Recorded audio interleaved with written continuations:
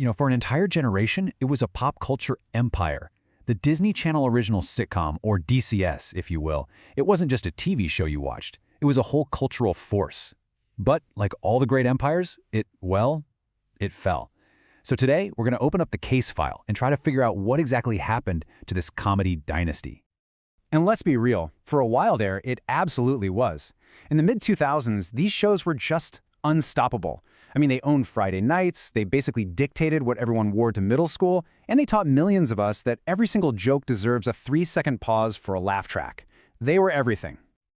But then, the laughter started to fade.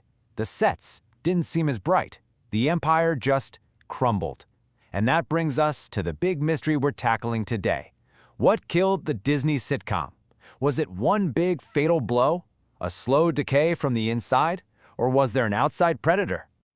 All right, first things first. To solve this mystery, we've got to understand the blueprint. So let's go back to that golden age and really dissect the formula that made these shows work so well.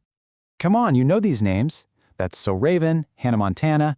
These weren't just TV shows. They were basically institutions. They were the bedrock of this whole DCOS empire, and every single one followed this brilliant, repeatable formula that we're about to break down.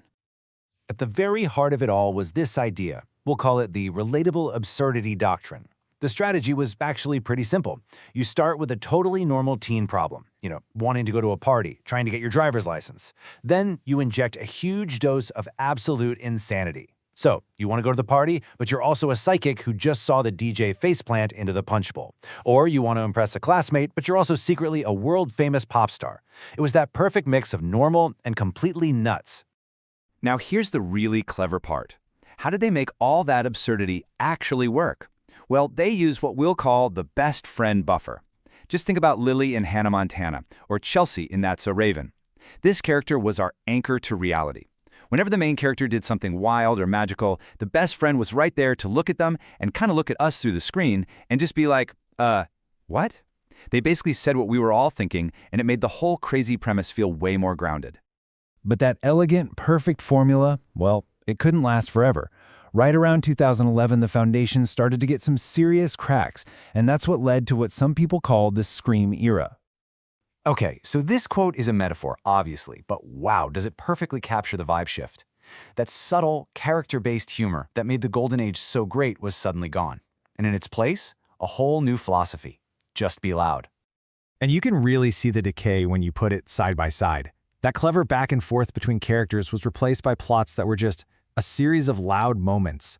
Jokes got swapped out for just yelling, and the laugh tracks got so aggressive, almost like they were trying to force you to laugh instead of actually earning it. According to one former writer, the entire way they made these shows changed. The new belief was that the audience, kids, had zero attention span. So, coherent plots didn't matter anymore. All that mattered were these disconnected, high-energy gags. Someone falls into some goo, somebody wears a ridiculous costume. These things weren't part of the story anymore. They were the entire story. And this whole creative nosedive, it led to a moment that a lot of people see as the absolute point of no return. A single show that was basically a giant blinking sign that the empire was out of ideas. Yeah, it's time to talk about Dog with a Blog. Just mark this date down. October 12th, 2012. This is the day Dog with a Blog premiered.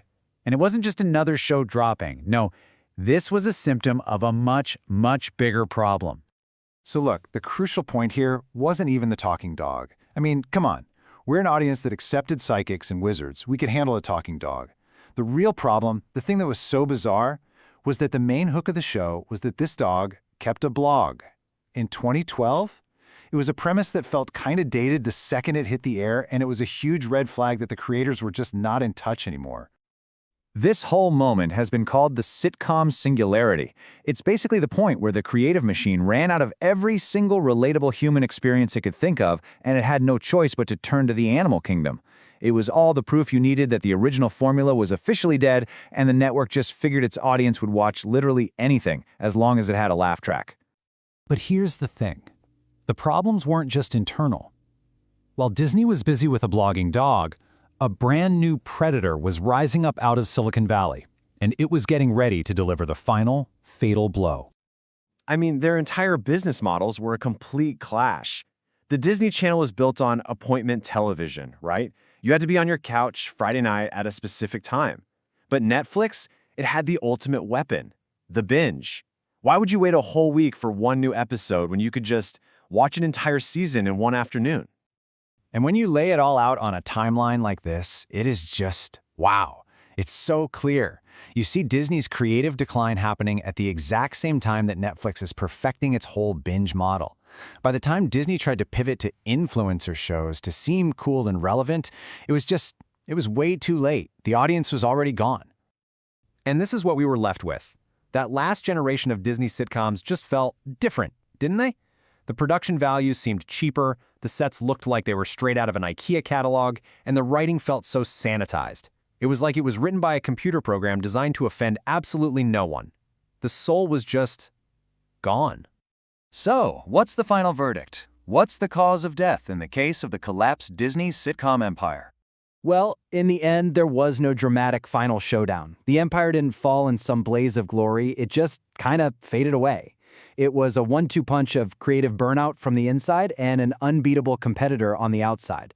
It got replaced by content that feels like it's designed to be passively watched on an iPad, not something you'd get excited to watch with your friends on a Friday night. So, yeah, that golden age is over. It lives on in reruns on Disney+, of course. And while we pretty much have our answers about why the empire fell, we are still left with the one single haunting question that truly matters. What was Stan the dog's SEO strategy? Seriously, did he ever run ads on that blog? I guess the world may never know.